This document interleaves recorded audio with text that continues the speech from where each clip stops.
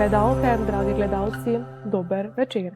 Danes je z menoj Petra Lorbek, mama, ki išče odgovore na eno najtežjih vprašanj. Kaj se je zgodilo z njenim sinom? Lepo pozdravljeni, Petra. Pozdravljeni, dober večer. Najprej me zanima, kakšna je bila vaša porodna zgodba? Ja, v bistvu začela se leta 98, sem bila noseča s svojim prvim sinom. 17.6., malo pred polnočjo sem dobila popadke, 18.6., torej v bistvu sem rodila sina z carskim rezom. Takrat so mi potem rekli, da je z mojim sinom nekaj narobe. Prepeljan je bil v pediatrijo mariborsko. Jaz sem njega videla šele 4. dan, so mi dovolili k njemu. Takrat sem jaz njega videla seveda na vseh teh aparaturah. Verjemite, meni se takrat, sploh ko so mi prišli povedati, da je z njim nekaj narobe, se mi je svet podrl. Ko pa so mi rekli, da je tisto jutro, ko pa mi je prišla doktorica povedati, da je umrl, pa ne znam vam opisati tega občutka, no. Ne vem, kaj vam naj rečem. Grozno mi je bilo, no. Pa če se vrneva še en korak nazaj, torej trenutkov po carskem rezu, ko ste se zbudili na intenzivnem oddelku, že takrat praktično je nekako drugače vse potekalo, kot bi po vašem mnenju moralo. Morate vedeti, da sem jaz imela 3 carske reze. Pri prvem je bilo, takrat se mi ni zdelo čudno, ampak glede na to, da sem potem še imela 2 carska reza in vem, kako je bilo kasneje,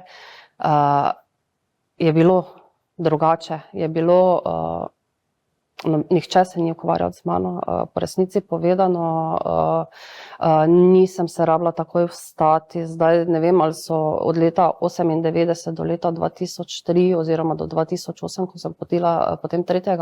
otroka, da so se spreminjala pravila, ampak jaz vem, da se pri drugih 2, da sem se mogla potem kar nekako hitro vstati. Pri tem pa so me pustili, da sem se šele naslednji dan lahko vstala, ne. Ko smo govorili, ste mi povedali, da ste morali podpisovati neke dokumente, še preden ste pravzaprav sploh prišli prav k sebi, če lahko tako rečem. Ja, ko sem prihajala iz narkoze, mi je sestra dala neke dokumentacijo za podpisati. V bistvu jaz v tistem trenutku, ko sem se zbujala, nisem niti prav videla, kaj podpisujem, samo se spomnim, da sem podpisovala tako še čisto v glavnem pod temi, ne vem, opijati ali kako naj se izrazim. Ne vem, kaj sem podpisovala, nekaj sem podpisovala, ne vem pa kaj. Vi se pravi, ste svojega otroka lahko videli šele 4. dan. Kaj pa so tiste prve informacije, ki vam jih je zdravstveno osebje predalo? Torej, v bistvu prvi dan proti popoldnevu je prišel en doktor k meni. Ne spomnim se niti, kako je izgledal, niti kako mu je bilo ime in priimek. V glavnem rekel mi je, da je z mojim otrokom zelo slabo, da se je napil plodovnice, ker sem imela abrupcijo placente, da ima poškodovane možgane, da je zato pripeljan na pediatrični oddelek Splošne bolnišnice Maribor. Na kar me je pogledal in me je rekel, pa kaj bi vi sploh radi? Mi smo reševali vas, ne pa njega. Že to se mi je takrat zdelo. V bistvu oni bi mogli oba reševati. Ne vem, ko se zdaj spomnim nazaj, so bili neki določeni čudni dogodki, ki so me spremljali vsa leta, ki jih verjetno nikoli ne bom pozabila. Povedali ste, da ste svojega sina videli na številnih aparaturah, pa vendar vi niste bili edini, ki je videl otroka, videl ga je tudi vaš mož in tašča, in ona dva sta v bistvu o njegovi situaciji nekako imela drugačno sliko. Ja, ker meni niso dovolili njemu, seveda je moj mož drug dan, je on šel ga pogledati na pediatrijo. On je naredil takrat 4 slike mojega otroka. Moj otrok je bil takrat v inkubatorju. Sicer je imel priklopljeno na srček, imel je priklopljeno nekaj za pritisk in pa sondico v nos, po kateri so ga hranili. Videla ga je tisti dan tudi moja tašča ob 9:30 zvečer je glavno na pediatriji zahtevala, da ga vidi. Ona ga je tudi videla v inkubatorju v istem stanju. Oba sta rekla, da je tenko že bil čist normalen, da on ni dal nobene znake, da bi njemu šlo kakorkoli slabo oziroma da bi on imel kakšnokoli dihalno stisko. Pa sem ga jaz njega videla na 4. dan na aparaturah. Je on bil priklopljen na vse, on je imel maskico gor, on je ležal sicer na neki postelji, okrog njega so bile vse aparature, ki so, ne vem, delale ali niso delale. Takrat me v bistvu to ni zanimalo, jaz sem takrat v tistem trenutku gledala samo njega, ne. In potem tista novica, ki vas je nekako sesula, dejali so vam, da sin ni preživel in kar je bilo najhuje je to, da vam niso dovolili, da se od njega poslovite. Ja, v bistvu to je bilo, on je umrl 22. ob 23:45. Naslednjo jutro, torej zdaj ne bom trdila, v kateri uri, ampak mislim, da je bila okrog 7, 8, je meni doktorica prišla povedati, da je umrl. Da ga ne morem videti zaradi tega, ker nisem sposobna. Jaz vam moram povedati, da so oni takrat meni tudi dali injekcije za pomirjevali. Tako da v tistem trenutku jaz v resnici nisem bila sposobna, niti v tistem trenutku me je tako sesulo, no, da ne vem, kako vam naj opišem tisti trenutek, no. Glede na to, da so mi še rekli, da bo obdukcija in da naj ne skrbimo, da bojo oni potem prevzeli pokop v bistvu mojega otroka, se jaz potem tudi nisem za tem, po resnici povedano, nisem obremenjevala. Pa ste imeli morda občutek, da nimate druge izbire, da tako pač mora biti? Izbira je vedno, ampak v tistem trenutku jaz nisem forsirala tega. Oni so mi rekli, da je umrl, da bojo naredili obdukcijo, da bo pokopan na njihove stroške, da si naj ne delam s tem nobenih težav. Ne vem, jaz sem takrat verjela. Zatrjujete torej, da sta vaša mož in tašča otroka videla brez aparatur, čeprav v obdukcijskem poročilu piše, da je bil otrok že takoj po porodu in nato še velikokrat oživljen. Ja. Jaz imam 4 slike svojega otroka, ki jih je mož naredil. In jaz menim, da če je on bil oživljen, da potem ga takoj priklopiš na neke aparature. Vsaj tako mislim, no. Šok je pa sledil tudi potem po prihodu domov. Čez nekaj dni ste dobili obisk, ki vas je pretresel.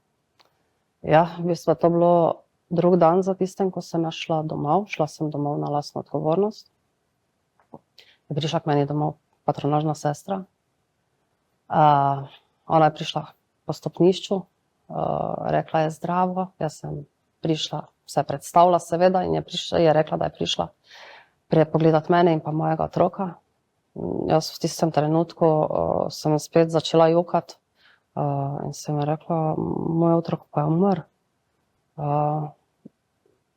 Ne znam vam opisati tisto, ko sem jaz njo pogledala, ona je prebledela, ona je rekla, joj, jaz se opravičujem, meni nihče ni povedal, oziroma niso mi nič javili, da je otrok umrl. V glavnem bila je nekaj časa pri meni in me tolažila, tako da. Nato pa čez nekaj časa še vabilo na cepljenje.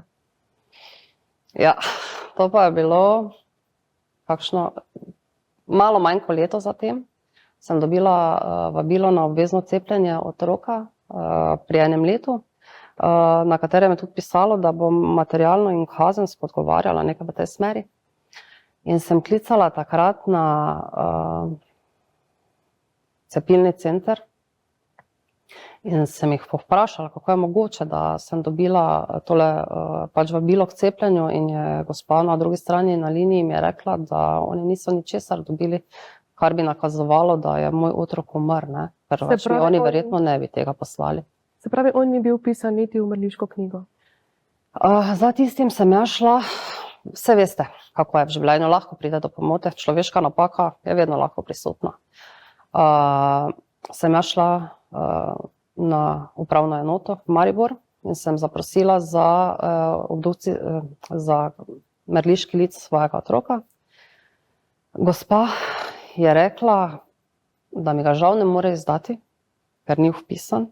Rekla je, pridite, gospoda, vam pokažem, ne moramo vam izdati, ker ni vpisan. Pokazala mi je na 3 straneh napisane ljudi, mojega otroka, niti podpriimek Lorbek, niti podpriimek Tadić ni bilo vpisanega. Je pa mi je rekla, naj počakam zunaj, da gre do nadrejene osebe seveda in da bo mi poskušala pomagati, na kar mi je čez pol ure prinesla mrliški list. Bi pa rada še ob tem povedala, da je takrat, ko midva z možem sva šla iz bolnice, takrat še on bil moj fant, nisva bila poročena, je moj mož dobil čez 2 meseca po smrti najinega otroka, da pride podpisati očetovstvo. Zakaj so oni meni to tudi poslali oziroma njemu, da mora priti podpisati, nama še do danes ni jasno. In v nadaljevanju se je zvrstilo še kar nekaj takšnih neskladij, predvsem na dokumentaciji, med drugim tudi otrokova zapestnica, ki se nekako po dokumentih ni ujemala. Povejte, torej, kaj vse ste še ugotovili v nadaljevanju? Ja, glede na to, da sem jaz nekako seznanjena za to tematiko, recimo nekje 6 mesecev, kar sem tudi na preiskovalni komisiji povedala, bila je ustanovljena tudi preiskovalna komisija na to temo. Meni v bistvu, dokler nisem dobila dokumentacije, jasno, nobene dokumentacije od njih nisem prejela, razen obdukcijskega zapisnika. Tako da zdaj na dokumentaciji so res nekatere nepravilnosti, ki niso logične. Moja zapestnica ni identična številkam, ki so na dokumentaciji. Moja zapestnica recimo ni vrezana, vidi se tudi, da ni bila nošena. Na slikah, na nobeni od 4 slik ni vidno, da bi recimo moj otrok imel zapestnico na roki. Je pa tudi na enem dokumentu navedeno, da je moj sin bil odpuščen za približno 450 grami več, kot se je rodil. Tako da to so takšne stvari, ki se potem človek vpraša, ali je. Obdukcijski zapisnik torej ste prejeli, ste pa sedaj zaprosili za parafinski vzorec, ki naj bi se po smrti hranil 30 let in žal tudi tukaj ni šlo vse gladko. Ja, seveda sem pooblastila našo Simono in pa Društvo Izgubljeni otroci Slovenije, sem jih prosila za pomoč. Oni so pisali, oziroma ona je pisala na Splošno bolnišnico Mariborja, zaprosila za parafinski vzorec mojega otroka na revers. Mi bi zatem ugotovili po DNK-ju, ali je to bil res moj sin. Seveda bi ga primerjali z mojim DNK-jem. In smo od njih dobili pismo, da oni parafinskega vzorca ne bojo izdali, ker so vzeli premajhen vzorec mojega sina in da ga bo izdali samo na podlagi sodne odločbe. To imam pismo. Je pa bil nekaj časa nazaj pri meni kriminalist, s katerim sem se pogovarjala, s katerim sem dala vse podatke, ki sem jih vedela. In sva tudi, je pogovor nanesel na to, da je on šel po parafinski vzorec mojega otroka na patologijo v Mariboru in so mu rekli, da ga nimajo. In da so tudi pisno poslali na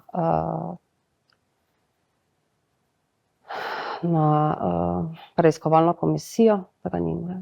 Vam so se vse te zadeve, ki ste jih zdaj opisali, nekako zdele čudne, ampak nikakor niste pomislili na to, kar ste pomislili prvič pred nekaj meseci, da v resnici vaš sin ni umrl in da gre samo za še eno izmed zgodb, o kateri smo priča v zadnjih mesecih predvsem, se pravi, da je vaš sin nekako izginuli. Res je neverjetno, ker to je bilo le leta 1998, to je bilo v samostojni Sloveniji. Meniš, da kaj takega ni možno? Verjameš v to, da nekaj takega ni možno?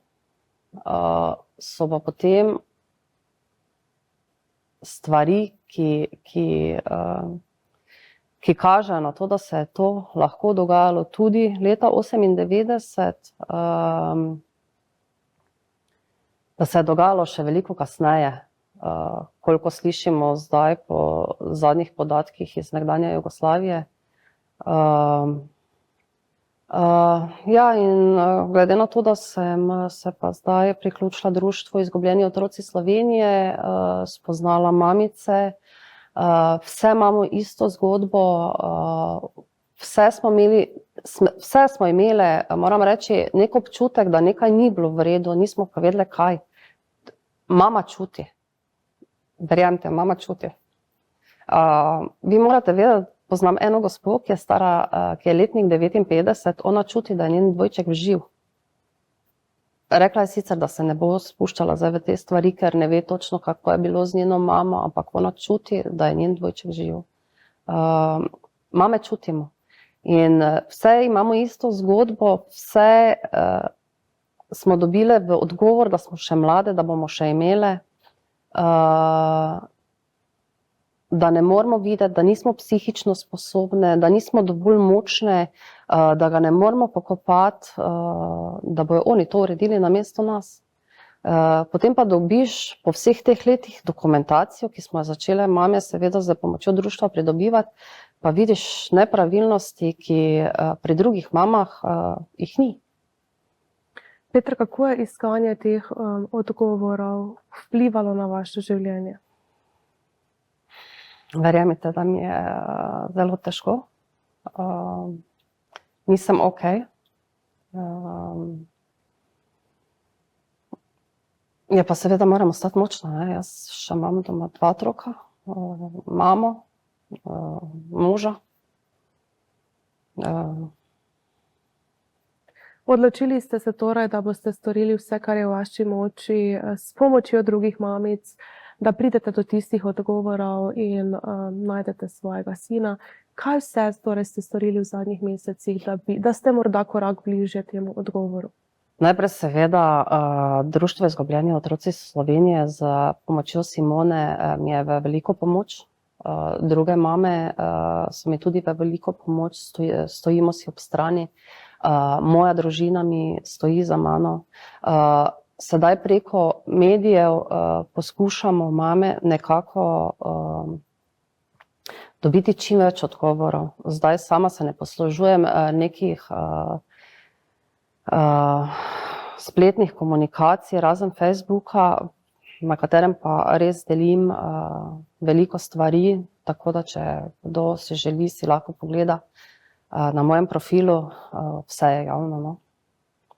Lahko poveva, da je že nekaj primerov tako v Sloveniji, kot v bližnjih državah, ko mamice so prišle do odgovorov in to po več desetletjih, se pravi, so se ponovno združile s svojimi hčerkami, sinovi. Ja. Imamo primer tudi v Sloveniji, kjer se je otrok našel svoje starše. Zdaj trenutno še o tem ne moramo govoriti, ampak ja. V Srbiji je ta primer odmeven. Gospod je našel svoje starše. Mislim, da nekje 50 kilometrov stran od njega so živeli in je dokazano z DNK-jem, dokazano je tudi na državni ravni. V bistvu so zdaj uspeli priznati, da je on najden otrok in da je bil v bistvu ukraden. Vi ste na družbenih omrežjih objavili tudi fotografije, tako vas kot vašega moža, ko sta bila še v mlajših letih, pa tudi fotografije vaših sinov.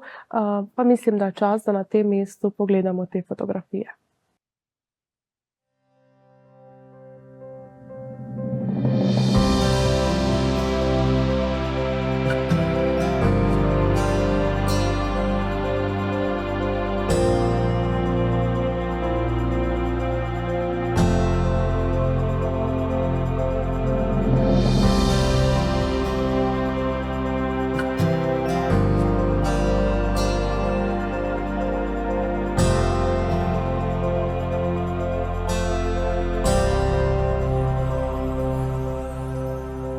Kako ostajate močni in kaj vam daje največ upanja, da pridete torej do resnice?